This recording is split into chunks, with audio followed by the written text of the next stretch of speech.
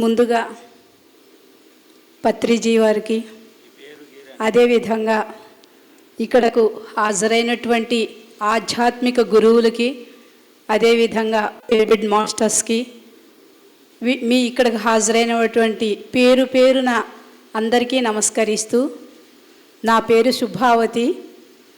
నేను medical and హెల్త్లో రాష్ట్రం మొత్తం తిరిగాను.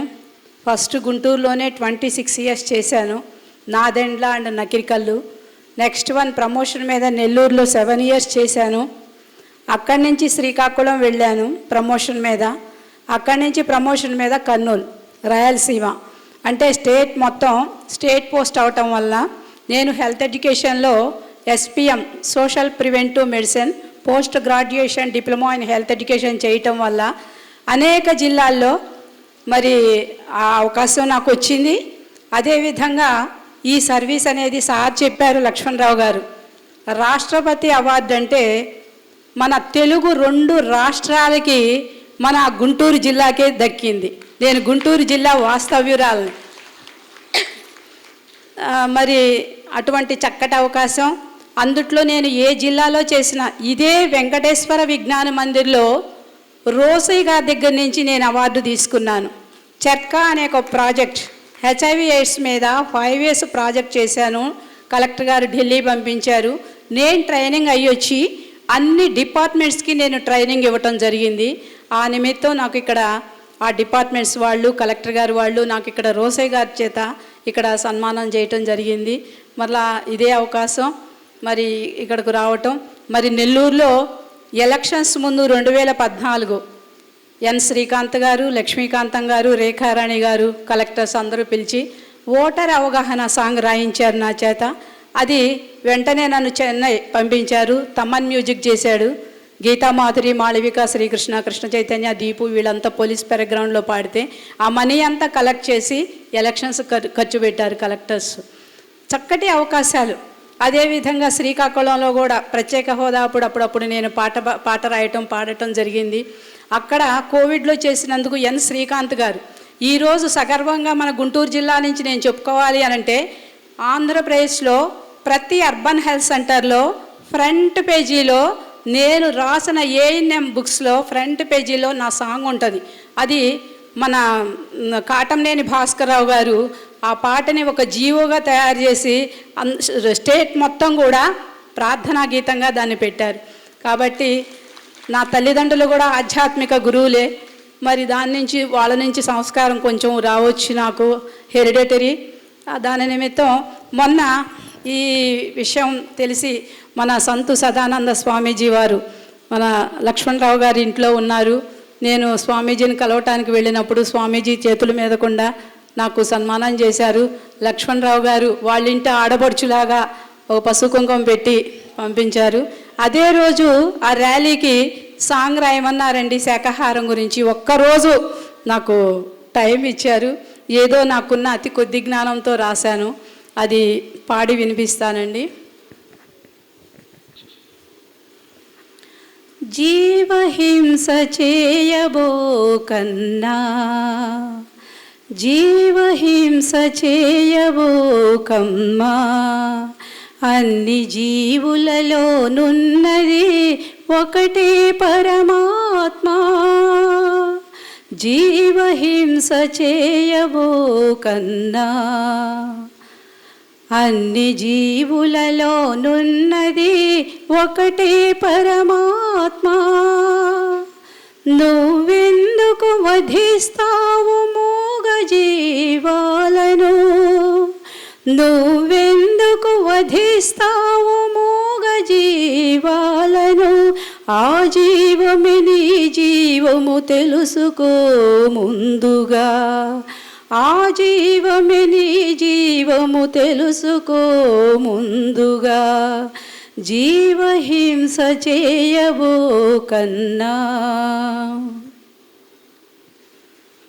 మాంసాన్ని భక్షించే మృగాలుగా మారవద్దు, కామ క్రోధ మద మాత్సర్యం పెంచేది మనకొద్దు.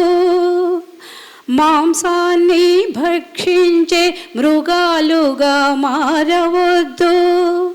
కామక్రోధ మదమాశ్రయం పెంచేది మనకొద్దు.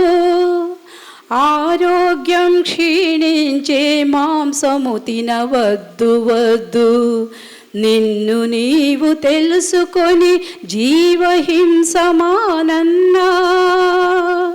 జీవహింస చేయబోకన్నా. అన్ని జీవులలో నున్నది ఒకటే పరమాత్మ. సాత్విక ఆహారమే శాఖాహారము. ప్రకృతి ప్రసాదించే ఆహారమే మనదిగా. సాత్విక ఆహారమే శాఖాహారము.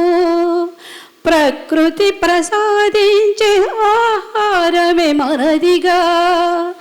ఆరోగ్యం భద్రపరిచే ఆహారమే తీసుకుందాం. జీవహింస మానేసి మానవత్వం చాటుదాం.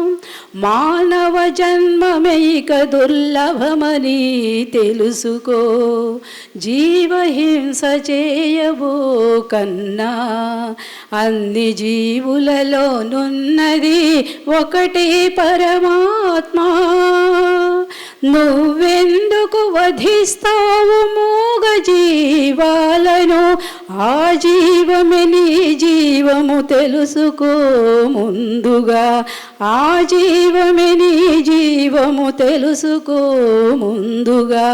జీవహింస చేయవు కన్నా. Thank you.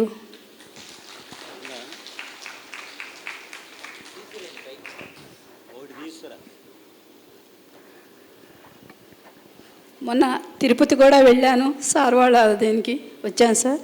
3 days ఎటు జనవరిలో రిటైర్ అయ్యాను. మరి నా వ్యాపకం అంతా యాక్చువల్గా పత్రిజీ గారి శ్వాస మీద ధ్యాస మన యూట్యూబ్ ఛానల్స్లో మీరంతా పిరమిడ్ మాస్టర్స్ వీళ్ళంతా చేస్తుంది. నేను ఆధ్యాత్మికతలో నేను ఒక గురువు దగ్గర మంత్రోపదేశం తీసుకున్నాను కాబట్టి నాకు అది కనెక్ట్ అవుతుంది. కానీ తిరుపతిలో ఆ సభలు పెట్టే ముందు నాకు గుడివాడలో ఈ అవార్డు వచ్చిందని ఒక మొత్తం 15 సంస్థల వాళ్ళు వాళ్ళు ఎవరో కూడా నాకు తెలియదు పిలిపించారు, సన్మానాలు చేశారు అక్కడ గుడివాడలో. చేసినప్పుడు నాకు కొన్ని ప్రజెంటేషన్లు ఇచ్చారు సార్. నేను వాటిని అన్నీ పక్కన పెట్టాను. అంటే అయ్యో ఫొటోసు రాముడు కృష్ణుడు అంతా అన్నీ ఇచ్చారు. ఇస్తే తిరుపతిది నాకు వాట్సాప్ గ్రూప్లో వచ్చింది. నేను ఆ రోజు ఎందుకో కూర్చొని ఇవన్నీ చూస్తుంటే ఫస్ట్ ఫోటో పత్రిజీ గారి వద్ద ఉంది. నాకు ఆ ఇచ్చిన ఫొటోస్లో ఓహో నేను తిరుపతి వెళ్ళాలని సంకల్పం నాకు వచ్చింది. పత్రిజీ గారి ఫోటో ఉంది అంటే నన్ను అక్కడికి వెళ్ళమంటున్నారు ఈ సభలకి అనని వెంటనే నేను టికెట్ బుక్ చేసుకొని ఇంకో ఫ్రెండ్ని తోడు తీసుకొని ఇద్దరం వెళ్ళి ఆ సభల్లో పాల్గొన్నాం sir. Thank you very much. 3 days ఉన్నాం సార్. 3 days sir. ప్రారంభం స్టార్టింగ్ 3 days ఉన్నాను.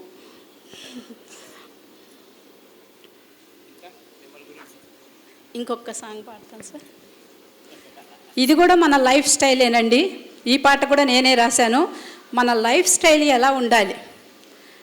జీవన సరళిని మార్చండి, అసంక్రమణ వ్యాధులకు గురి కావద్దండి, ప్రకృతి ధర్మాలను పాటించండి. అసంక్రమణ వ్యాధులంటే గుండె జబ్బులు, బీపీలు, క్యాన్సర్స్, మధుమేహం, ఎన్నెన్నో మరి ఎన్నో. అకాల మరణాన్ని కలిగించే వ్యాధులపై అవగాహన కలిగుండి అపోహలను తొలగించు. జీవన సరళిని మార్చండి, అసంక్రమణ వ్యాధులకు గురి కావద్దండి. మితిమీరి తినుట వలన సంభవించు ఊబకాయం వలన కలుగు అధికమైన బరువు. అధిక బరువు కలిగించు అనర్థాలు ఎన్నో, అనర్థాల వలన కలుగు అసంక్రమణ వ్యాధులు, జీవన సరళిని మార్చండి, అసంక్రమణ వ్యాధులకు గురి కావద్దండి, ప్రకృతి ధర్మాలను పాటించండి. మత్తు పానీయాలలో మునిగి తేలవద్దు, ధూమపానం జోలికి అసలే పోవద్దు, గుట్కాలకు మీరందరూ గురి కావద్దండి, జరదా కిళ్ళీలను నమలనే నమలొద్దు, స్వర్గమనే మాయ ముసుగులోనికి వెళ్ళొద్దు, స్వర్గమనే మాయ ముసుగులోనికి వెళ్ళొద్దు, జీవితాన్ని చేజేతుల జార విడుచుకోవద్దు, జీవన సరళిని మార్చండి, అసంక్రమణ వ్యాధులకు గురి కావద్దండి, ప్రకృతి ధర్మాలను పాటించండి. సరి అయిన వ్యాయామము చేతాము రండి, కష్టించి చెమటోడ్చే వ్యాయామము చేయండి, ఒత్తిడిని తగ్గించే ప్రాణాయామాలను,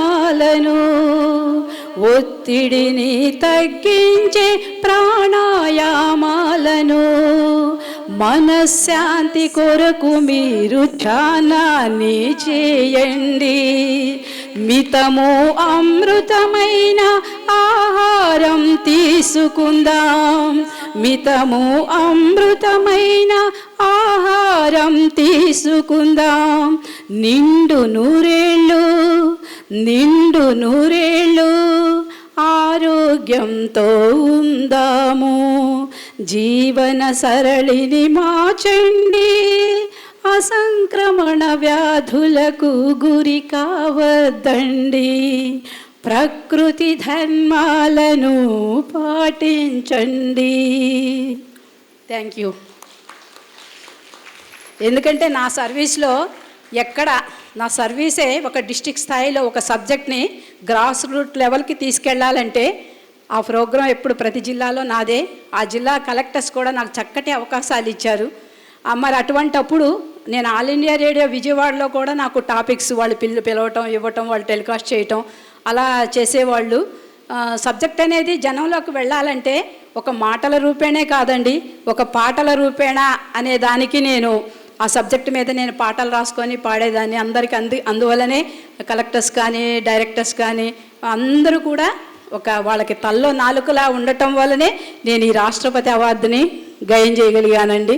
మీ అందరి ఆశీస్సులతో, అందరి సద్భావంతో, మరి చక్కటి పాజిటివ్ థింకింగ్ వల్ల నేను ఈ స్థాయికి వచ్చాను. మన రాష్ట్రానికే దాదాపు చాలా సంవత్సరాలైంది రాష్ట్రపతి అవార్డు. పద్మశ్రీనో లేకపోతే పద్మవిభూషణో పద్మభూషణో అంటే ఏదో ఒకళ్ళు ప్రమోట్ చేయాలి, కానీ ఇది సర్వీస్ పరంగా వాళ్ళు ఇస్తారు. ఇక్కడ ప్రమోషను ఉండదు, రికమెండేషను ఉండదు. మన కష్టం, మన సర్వీసు, దాని మీద ఆధారపడి మన రాష్ట్రానికే తెచ్చాను. మన సీఎం గారు కూడా పిలిపించి చాలా అప్రిషియేషన్ చేశారు. అలాగే మన ఆలపాటి రాజేంద్ర ప్రసాద్ గారు వీళ్ళందరూ కూడా పిలిపించి సన్మానాలు చేసి వాళ్ళందరి దృష్టిలో మనందరం, మన గుంటూరు జిల్లా, మన AP number 1. Okay, thank you.